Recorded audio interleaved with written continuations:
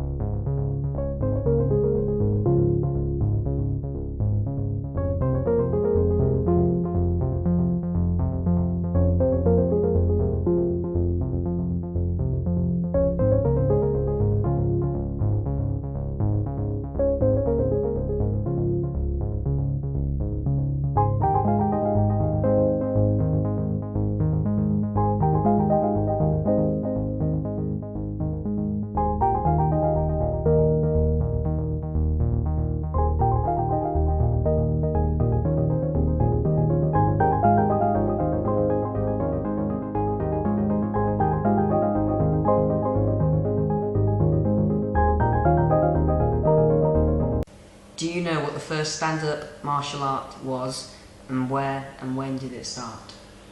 Stand-up martial arts, or all martial arts, have been developed from before 2000 BC. So there's always been some form of martial art. More recently, though, that's been from Greece to China, Japan. More recently, though, with China with the Kung Fu, karate, like we practice, or any traditional, or any karate, started in about the 1930s, which was then brought to Okinawa from Japan. Later on from that, our ECKA type karate developed, which was more around the 1970s. But martial arts, originally 2000 BC, and that's from all kind of martial arts.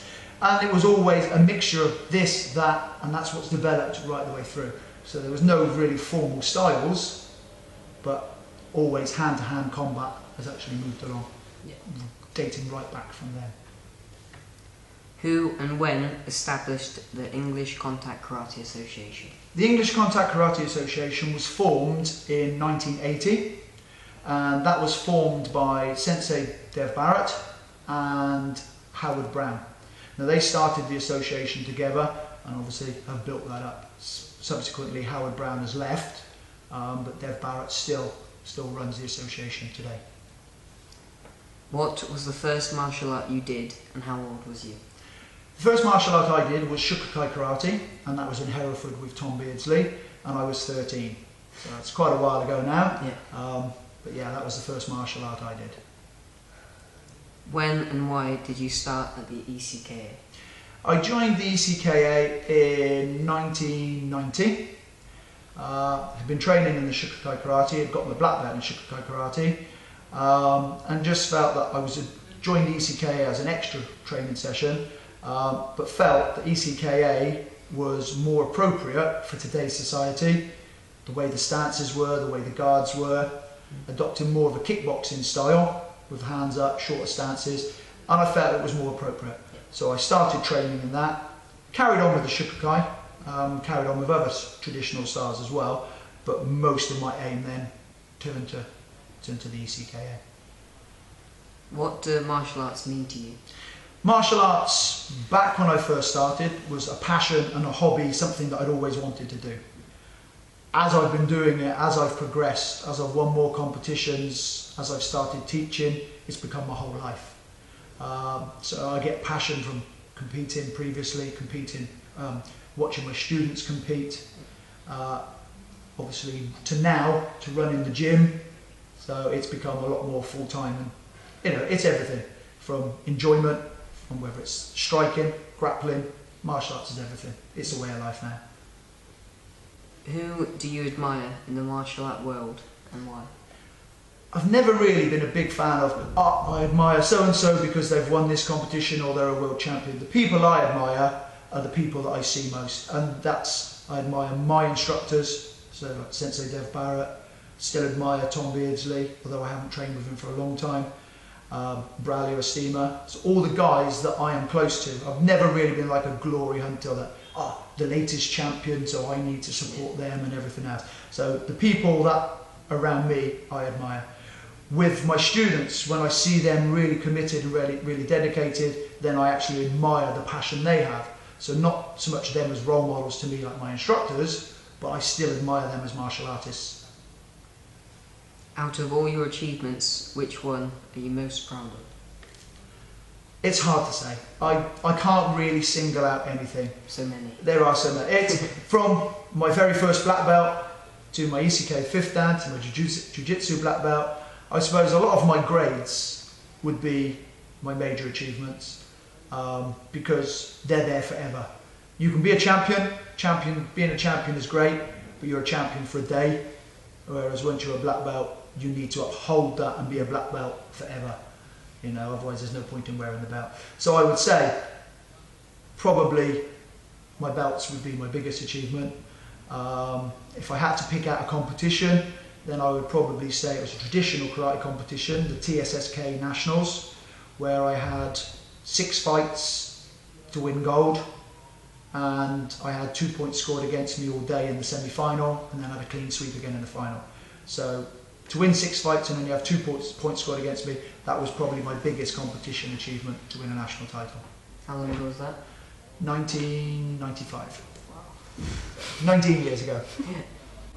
What is your favourite technique? I suppose your technique changes, or your opinion of your technique changes as you're fighting and as you get older or as your game develops, but I've always been a big fan of a hook kick. Yeah, I like a hook kick. How long have you been running the Combat Academy ECKA, and how has it developed in that time? I first started running the Hereford ECKA in 1994, December, so it's 20 years this December, so we're almost there. That's when I first took over the ECKA club. That started off, we were training at the Richmond Club, some of the time in the Skittle Alley, some in the hall. So from how we've developed there to now having our own full-time premises, so that is great.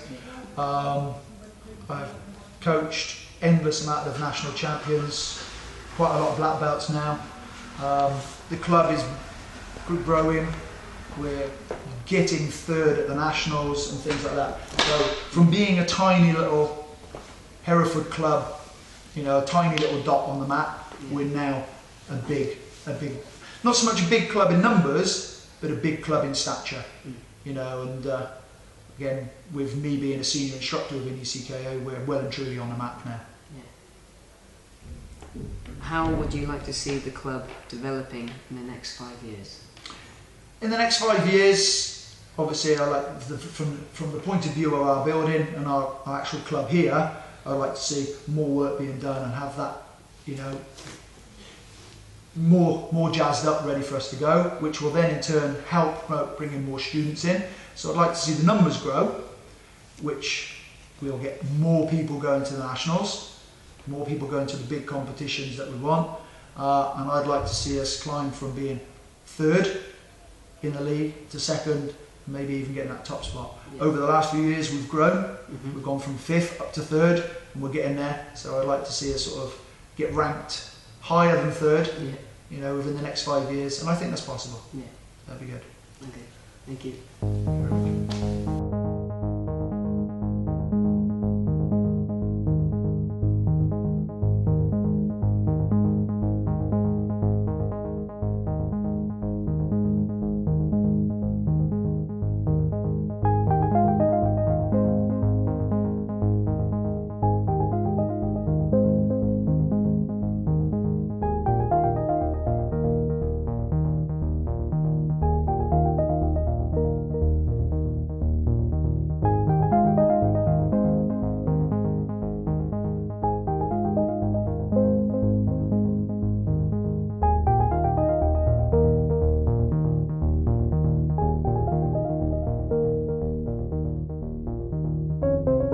Hitting the head, I'm hitting the body, my weight goes into it. And I can use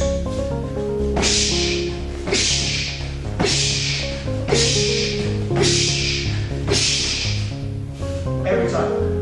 Okay? Try with the hands, because the neck will be like that afterwards. If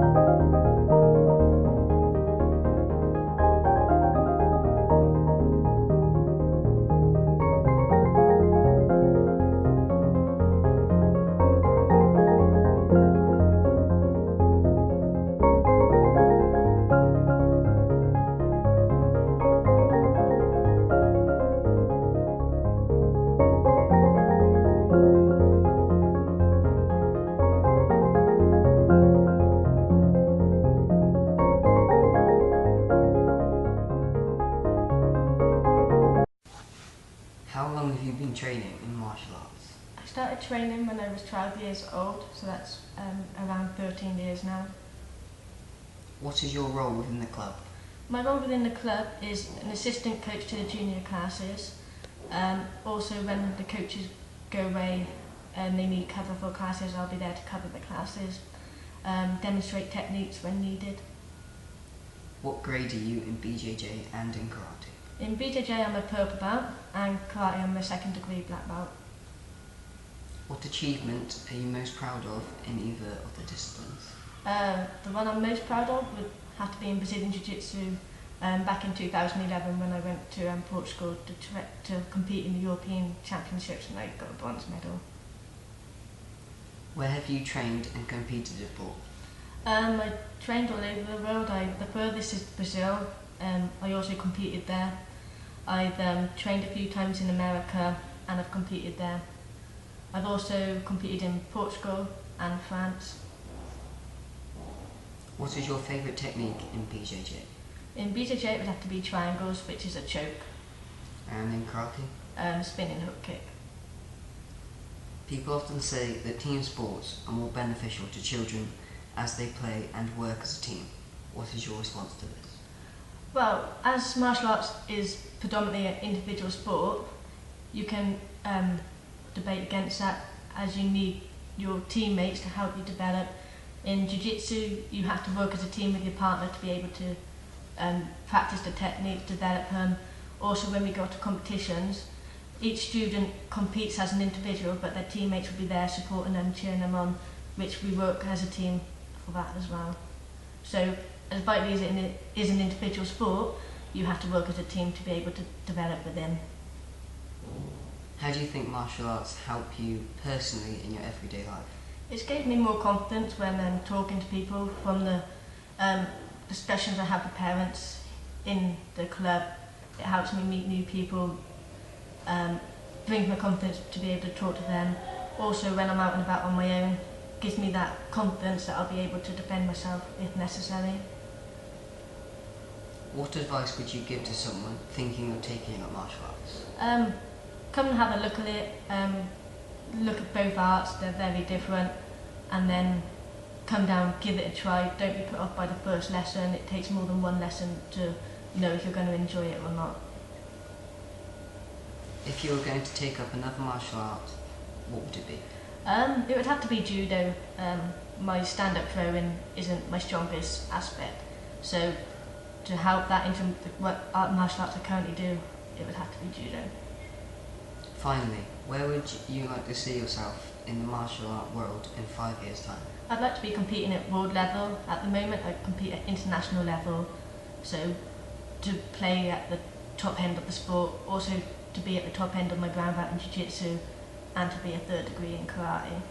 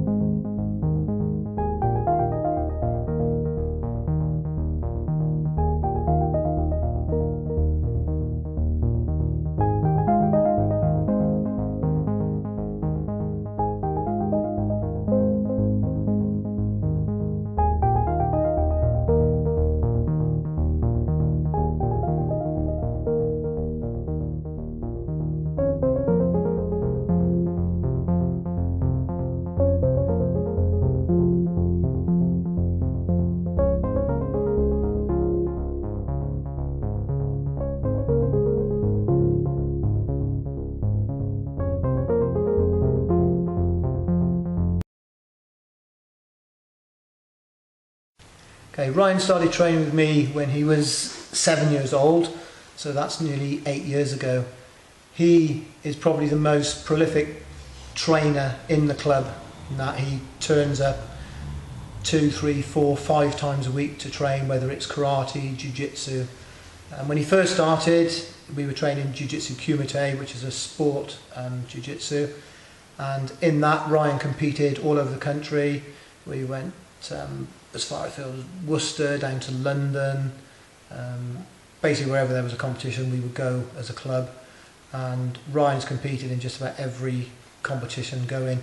He's fought up to British level, national level, and won at junior level, has become national champion at various belt levels and weight categories as he's gone up through the years. In Brazilian Jiu-Jitsu, again, he trains all the time, every session going. From the age of 13, 14, he started to step up training into the adult classes. So we've got some big, scary blokes in these classes.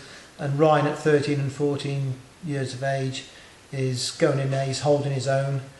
In 2 or 3 years' time, when he starts to get his man strength, add that to the technique that he's got, he will be a real force at both jiu-jitsu and karate, which he trains as well. Awards within the club, as a reflection of the dedication to his training, the amount of medals that he goes off and wins. He several times has been voted by the committee, which is made up of 4 members, myself, Simon Small, Emma Baker and Pat Baker, who are all sort of part of the coaching team. He's been voted the Student of the Year. several occasions, whether it's for karate, whether it's for jiu-jitsu, or we do an overall award as well for the whole club, and Ryan has won that as well. So he's got plenty of recognition, not only in the medals that he's taken away at competitions, but also from the instructors who hold him in very high regard in the club. He also helps out with coaching. Although he's moved up from the junior class up to the senior class for jiu-jitsu, if he's down early, he will jump in and help out instructing with the little ones. So he's giving back into the club what he's had 7-8 years down here of experience, and he's given. It's good to see that he's given some of that back to the junior. Yeah, Ryan is a hard-working student. He's been with me for almost 9 years now and started with the ECKA. Right the way back from when we were at the Richmond Club, working through his grades. He's always been a keen competitor, taking part in semi-contact, light continuous, free forms, and always doing well. You know, he's got a nice trophy collection going on now and represented the club very, very well. Always attained good marks in his gradings, so he trains hard, he listens, and is dedicated to achieving the best he can. Competition levels, he's become a national champion, and is continuing to work that even now he's pushed through, he's got his black belt, and it won't be long before he steps up into the senior or into the adult categories. So I would say Ryan is very, very dedicated, very keen on helping not only the club grow, but also helping the junior members of the club, comes down, helps teaching, and is an important, valuable member of our academy.